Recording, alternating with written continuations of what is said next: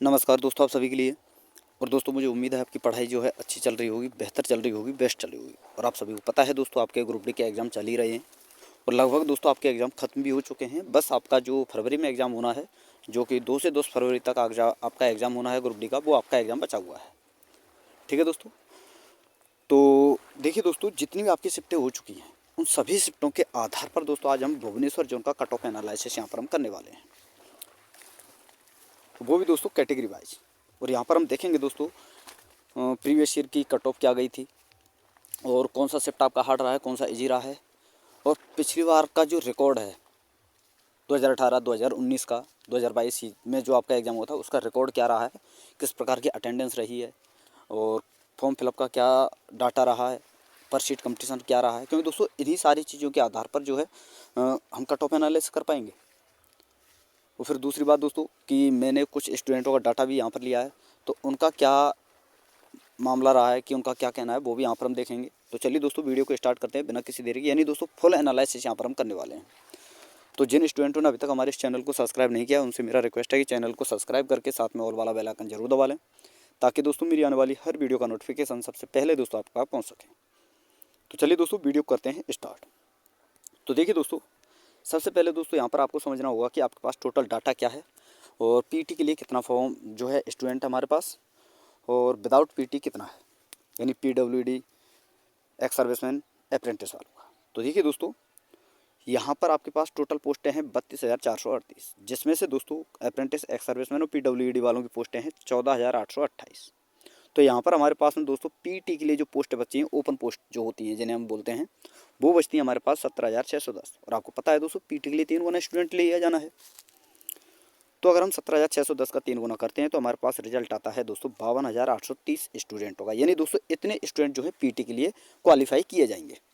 ठीक है दोस्तों, अब बात करते हैं दोस्तों टोटल फॉर्म फिलअप डाटा का। तो यहाँ पर आप सभी को पता है दोस्तों 1.08 करोड़ फॉर्म फिलअप हुआ है। और आपको पता है दोस्तों, मेरी जितनी भी स्टूडेंटों से बात हुई और आपने भी देखा होगा दोस्तों, कि वही अटेंडेंस रही है जो कि 40 से 45, 50, मतलब 50 के अप्रॉक्स आपका जो है अटेंडेंस रहा है। और आपने भी देखा होगा दोस्तों, आपने भी एग्ज़ाम दिया है। ठीक है दोस्तों। तो अगर हम यहाँ पर 50% अटेंडेंस के आधार पर अगर हम बातें करें, तो 1.08 करोड़ का 50% अगर हम निकालें, तो हमारे पास जो टोटल अटेंडेंस बचती है, यानी जितने स्टूडेंटों ने एग्ज़ाम दिया है, वो बचते हैं दोस्तों 54 लाख। और 54 लाख में दोस्तों अगर हम 1760 का भाग देते हैं, यानी दोस्तों, क्योंकि दोस्तों फाइनली तो रिजल्ट 1:1 में ही होना है, यानी 17,610 के लिए फाइनली। हालांकि पीटी के लिए अलग रहेगा, लेकिन फाइनली 1:1 में। तो फाइनली जो कट पर सीट कंपटीशन है वो है आपका 306। और अगर हम बात करें पीटी के लिए, यानी 3 गुना स्टूडेंट लिया जाना है, तो 3 गुना स्टूडेंटों के लिए अगर हम बात करें, यानी पीटी के लिए कट ऑफ की बात करें, सॉरी दोस्तों, पर सीट कंपटीशन की, तो वो बनता है आपका 102। कितना दोस्तों? 102 पर सीट कंपटीशन यहाँ पर आपका बनता है पीटी के लिए। ठीक है दोस्तों। तो ये सारा डाटा आपको समझ में आ गया होगा किस प्रकार से पीटी होना है, कितना स्टूडेंट लिया जाना है। अब चलते हैं दोस्तों कट ऑफ की तरफ, क्योंकि दोस्तों पहले आपको देखना होगा प्रीवियस ईयर का रिजल्ट क्या रहा है। तो देखिए दोस्तों, यहाँ पर हम चलते हैं सबसे पहले 2018 की तरफ। तो 2018 में 62,907 पोस्टें थी, और यहाँ पर 62,907 पोस्टों के लिए 1.90 करोड़ फॉर्म फिलअप हुआ था। पर सीट कंपटीशन रहा था 70 का, और अटेंडेंस आई थी 60 से 65%। वहीं 2019 की बात करें, क्योंकि इसी के आधार पर कट ऑफ एनालिसिस होना है, तो यहाँ पर टोटल पोस्ट था 1,03,769, जिसके लिए दोस्तों 1.15 करोड़ आपका फॉर्म फिलअप हुआ था, और 110 का पर सीट कंपटीशन था, और अटेंडेंस रही थी 50%। अब बात करें दोस्तों 2025 की, तो आपके पास पोस्टें हैं 32,438, 1.08 करोड़ फॉर्म फिलअप हुआ है, पर सीट कंपटीशन 150 का, और अटेंडेंस जो रही है दोस्तों वही 40 से 45%। लेकिन मैंने दोस्तों यहाँ पर पूरा एनालिसिस आपके लिए कराया है दोस्तों, किसके आधार पर? 50% के आधार पर, ताकि कोई कमी ना रहे। ठीक है, अगर थोड़ा बहुत कट ऑफ ऊपर नीचे भी रहे तो आपको कोई चिंता ना रहे। तो चलिए दोस्तों, अब देखते हैं दोस्तों आगे जो आपका भुवनेश्वर जोन है, क्योंकि दोस्तों भुवनेश्वर जोन के बारे में कट ऑफ एनालिसिस हम करने वाले हैं। ये रहा आपका भुवनेश्वर जोन। तो भुवनेश्वर जोन में पहले हम देख लेते हैं पर सीट कंपटीशन क्या है, टोटल फॉर्म कितना फिलअप हुआ है और कितना पोस्टें हैं। तो यहाँ पर आप देखिए दोस्तों, भुवनेश्वर जोन में 964 पोस्टें हैं, और टोटल फॉर्म फिलअप हुआ है 2,65,040, जिसमें पर सीट कंपटीशन निकल कर आता है 275 का। ठीक है दोस्तों, 275 276 आप मान सकते हैं। तो ये तो रहा दोस्तों ओवरऑल, मैंने आपके लिए बता दिया क्या पर सीट कंपटीशन है अगर इतना फॉर्म फिलअप हुआ है तो। ठीक है दोस्तों, अब चलते हैं दोस्तों रियल डाटा की तरफ। तो देखिए दोस्तों, यहाँ पर ये आपका भुवनेश्वर जोन है, यहाँ पर 964 पोस्टें थी, टोटल फॉर्म फिलअप हुआ है 2,65,040। अब बात करते हैं दोस्तों अटेंडेंस की, तो वही आपकी 50% है, लेकिन मैं यहाँ पर दोस्तों जो डाटा यहाँ पर ये दिया है ना मैंने, ये 60% के आधार पर निकाला है पूरा। क्योंकि दोस्तों देखिए 50% का मतलब है दोस्तों कहीं ऊपर नीचे ना हो जाए, तो इसलिए मैंने दोस्तों और ज़्यादा लेकर चला ताकि दोस्तों कोई कमी ना रहे और आपका भी भरोसा बना रहे कि हाँ कट ऑफ इतना जा सकता है अप्रॉक्सली। ठीक है दोस्तों, तो यहाँ पर 60% अटेंडेंस के आधार पर अगर हम बात करें, हालांकि वहाँ मैंने 50% निकाला था, लेकिन वो ओवरऑल डाटा था 1.08 करोड़ का। लेकिन रियल डाटा ये है आपका, तो ये आपको ध्यान में रखना है। अगर 60% अटेंडेंस मानते हैं तो हमारा दोस्तों स्टूडेंट बैठा है एग्ज़ाम देने के लिए 1,59,024। ठीक है दोस्तों, अब पीटी के लिए दोस्तों 3 गुना स्टूडेंट लिया जाना है, तो 964 का अगर हम 3 गुना करते हैं तो टोटल स्टूडेंट बनता है 2892। अब देखिए दोस्तों, यहाँ पर सिलेक्शन तो वही 1:1 में होना है लास्ट में, लेकिन पीटी के लिए क्या पर सीट कंपटीशन है और 1:1 में क्या है, तो देखिए दोस्तों 1:1 में 164 का पर सीट कंपटीशन आता है आपका निकल के। लेकिन दोस्तों अगर हम बात करें पीटी के लिए तो वही दोस्तों 54 का पर सीट कंपटीशन निकल कर आता है। ठीक है दोस्तों, तो ये तो मैंने आपके लिए बता दिया रियल डाटा, और दोस्तों इसी डाटा के आधार पर मैं आगे आपके लिए कट ऑफ भी बताने वाला हूँ। तो देखिए दोस्तों आगे हम चलते हैं। तो सबसे पहले हम बात कर लेते हैं पेपर का लेवल क्या रहा था, आपकी मैक्सिमम कट ऑफ क्या जा सकती है और कंपटीशन लेवल क्या था। तो देखिए दोस्तों, यहाँ पर सबसे पहले हम बात करें कंपटीशन लेवल की, तो वो आपका मीडियम ही रहा है। बात करें पेपर लेवल की, तो पेपर लेवल पिछली बार की अगर हम बात करें 2022 में मॉडरेट आता, लेकिन दोस्तों अब की बार मॉडरेट टू हार्ड रहा है। क्यों दोस्तों, देखिए पिछली बार जो हुआ था पेपर, उसमें जो क्वेश्चन आपसे पूछा गया था जो न्यूमेरिकल था वो बहुत कम देखने को मिला है अब की बार। लेकिन पिछली बार न्यूमेरिकल पूछा गया था और उसे आप आसानी सॉल्व भी कर सकते हैं, आपको फॉर्मूला याद है। और इतना जो है जो क्वेश्चन पूछा गया था वो इतना डीपली तो था, लेकिन ऐसा नहीं था घुमा फिरा के क्वेश्चन पूछा जाए, थ्योरेटिकल क्वेश्चन नहीं था। और सबसे ज़्यादा नेगेटिव की संभावना बनती है दोस्तों थ्योरेटिकल क्वेश्चन में, क्योंकि दोस्तों थ्योरेटिकल क्वेश्चन में क्या होता है कि थ्योरी अगर आपने अच्छी तरह से पढ़ी है तो आप अच्छी तरह से क्वालिफाई कर पाएंगे। ठीक है, अच्छी तरह से क्वेश्चन को सॉल्व कर पाएंगे। और थ्योरी में दोस्तों प्रश्न को घुमा दिया जाता है, लेकिन पिछली बार घुमा करके क्वेश्चन नहीं पूछा गया था, लेकिन अब की बार थ्योरेटिकल क्वेश्चन है तो थ्योरेटिकल क्वेश्चन को किसी भी प्रकार से घुमाया भी जा सकता है, तोड़ा मरोड़ा जा सकता है।